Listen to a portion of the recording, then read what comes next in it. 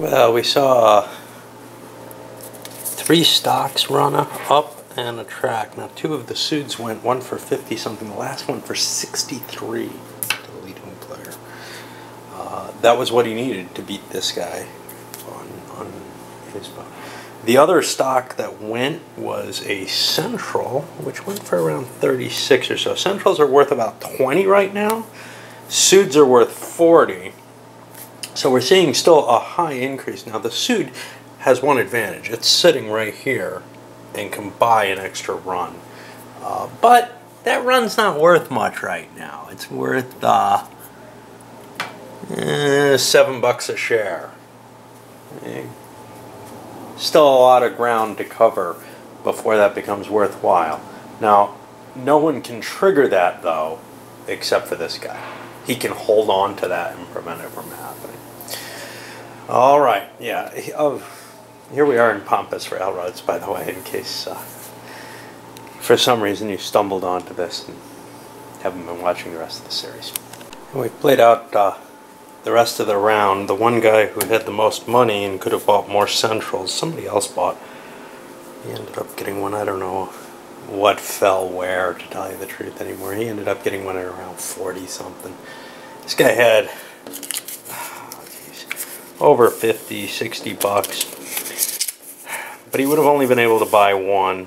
He would have had to spend his orange card to do so. He chose not to. No one else was willing to spend an orange card to go up against him on it. So pretty much track lays and improvements went. And here's where we are on the tracks. Nobody made a bonus run or anything yet. Things cleaned up with some expansion on the Central running up here, which added 1, 2, 3, 4, 5, 6, $7. This becomes interesting to people, particularly with him with the Suit Central combination. Big money is going to be this guy again always, but he's spending to maintain his stock lead. So let's see, 70, this was 10, 11, 12, 13, 14. He's going to have 28. And 14 is 30, 42. And I think 42, 6, 7, 8. It's going to be about $58 is the max pull. Nobody's got as many shares as he does, nor as valuable ones. So he's still well in the lead, I think. Okay, so like we said, 58 over here. There were other people hitting in the 50s, though. Of course, this guy's down at 20.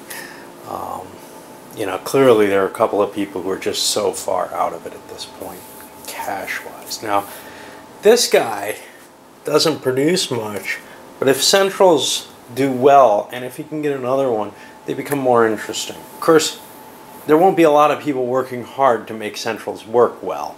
Yeah, the more shares you have of something, the less people will work to make it good. It's the things that sell out that people initially worked on, and now, yeah, you're still feathering your nest. So this guy is always going to be playing for the Oeste because that is the only place he has the advantage. Just like this guy's always going to play for the Pacifica. He's of course going to play for the Central. He's just screwed, whatever he does. Cordoba here, this guy's got a share of everything except Central. What does he do? You know, well, obviously he's not going to support Pacifica or Oeste, but the other, or Norte for that matter, because he's got 2 shares of that. So it becomes Cordoba and Sud that he starts supporting. And, well, sorry, not the Sud either. So he's only really interested in supporting the Cordoba. This guy has 2 shares of it, but is clearly the worst out of the sets. Now this guy controls 3 companies. He's got 2 shares of 3 companies, and nobody else has more than 1 of those. So everyone's a little hesitant to support any of his companies because he's clearly in the lead. Likewise, this guy's in second. Nobody really wants to help him either. So that leaves us with the Central, which only 2 people own right now, and the Cordoba. And that's why we saw the Cordoba jump so far ahead from being in dead last before. Not far ahead, but You know, it's now in third place. All right, I gotta mark this one off. This one went to, who played it? It's so damn hard to remember who played the last card. I don't know if it was him. I'm assuming. In which case, I'll put a green mark there. All right, so we saw the final shares of Central go, and they went around 50 bucks each, which is a big premium because they're worth 10, 20, 30 bucks for share, and they're not big producers. I think the people who bought them, this guy and this guy, may have overpaid. Other people were up there though, so you know, it could have fallen on a lot of people. This guy thought he could sleaze one away cheap. Okay, no more shares going, I guess. Okay, so based on the things on the track, I kind of started spreadsheeting it because it's getting tough to, not really spreadsheet, but I mean, it's getting tough to calculate off of these, and this makes it much, much easier. Anyway, Pacifico is making 16, Cordoba's next at 12. I think the biggest payoff was around 65 over here. We're not seeing these huge jumps in payoffs, although we are on the smaller companies. For example, the Central made a lot of ground because so many people are invested in it now. The Norte, still nobody's moving it. This guy moved the Sud instead, and nobody wants to move his railroad, so it's his choice. Which one does he want to improve? The Norte doesn't get a bonus run. It's pretty shallow, and it's going to be a pretty crappy railroad no matter what. Whereas with the Sud, he's going to be able to make that extra bonus, so he's going to trigger that off sometime this round. Nobody triggered any of the bonuses off. Cordoba has 2 of them available, but they don't have the cash for 2 of them. They can only buy 1 of them. Anybody else have one left? Well, either the Sud or the Central could go here. This is kind of the problem with not firing the Sud off and instead trying to build the track up and get it valuable. This guy might decide, the hell with you, I'm going to take my trigger with the Central while I can. And he can do that right off the bat because he's got the initiative here. Worth it, not, I don't know. But if he lets it go, there's a good chance that the Sud is going to do it. Of course, he might be able to convince this guy to trigger it off instead. He's not really, but you know, he's so far out of it that he's just not really able to compete with anyone. So I don't know why he's going to help the guy in 5th place, you know, especially when he's got his Norte, which very few people seem to have, and has very little value. Hard to tell. But that's his only advantage over the guy who's the next lowest, really. Alright, I'll try to rip through this next one. Got a little yellow mark on this one. Doing this. Try to rip through this next one and get this done tonight.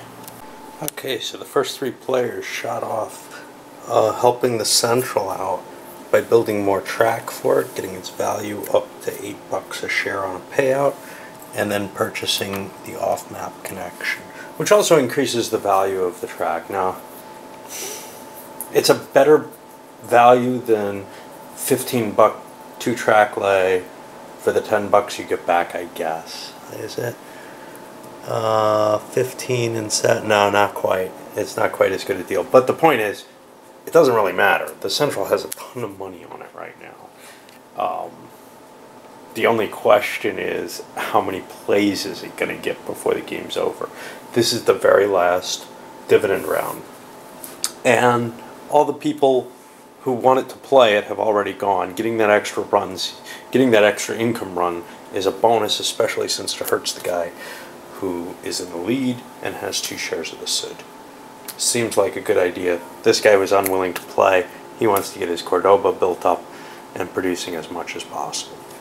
Okay, now players have triggered off some additions. He continued growing the Central. It's becoming quite tangled over here in the green lines. These guys fired off Cordoba build phases, he used his orange card. One was to build a single track, gain a couple bucks, and put the Cordoba into the, what, 11, 12, 13, 14, 15 buck a share round. The other one was to trigger off an extra dividend round. I was trying to squeeze these for every buck that they can get out of them. And there were no more train build cards. And there's only one more stock round, one more increase card that'll probably be spent here just to trigger things off before he gets another chance to improve his own stuff. Alright, so as I would do in an XX game, I've continued the spreadsheeting out. Now this is the round before. But this is the payoffs for this round: 17 for the Pacifico, 15 for the Cordoba, 10s for most everyone else except the Norte, who's only at 7. Then we count up the stock value, which is based on 5 times the number of tracks plus the value, for example, $15 here on the off areas. Ooh, I think I forgot some money for everyone. I think I miscalculated the Oeste. 1, 2, 3, 4, 5, 6, 7, 8 times 5 is 40. I got 45 there. 1, 2, 3, 4, 5, 6, 7, 8, 40. It should be 70, and I miscounted it, and I've got to rescore everyone. Uh-oh. Hold on. That may have changed things a little bit. Okay, so this row covers the stock value of the companies, with the Cordoba, with everyone working towards it at the end, shooting up to 120 per share. Huge. And if you look, it's kind of hard to tell because of the colors, but it has a really powerful line of track and everything over here. I don't know if that's, I'm sure that's not always going to happen. It was just sort of the nature of things, but because it comes out late, it may actually be more of an underdog line and get that kind of support. Anyhow, we ended up with a bit of a surprise when I added everything up. Player number 3, the guy with 2 shares of that Cordoba, managed to accomplish a coalition to help him win, essentially. Got him up to 673. Second place is the expected, who I thought was going to win, player number 5 with the Pacificos, but he had trouble because the Norte and Sud, nobody would help them. And his initial jump with the Pacifico line, he couldn't really expand that to much value anymore. So although it had great income capacity for such a long period of time, he fell behind against a coordinated effort to try to give other people a chance. Did I think that this guy had the shot? No, I thought this guy back here, but the Oeste, because he got crippled so early, didn't build a great deal of track, nobody was really supporting it too heavily, and it filled in its track and then spent a fortune making that bonus run. Well, it only ended up at a total of 80 bucks a share. And what we see is player 6 with a couple of centrals ended up in 3rd place with 562. Player 1 only was at 548.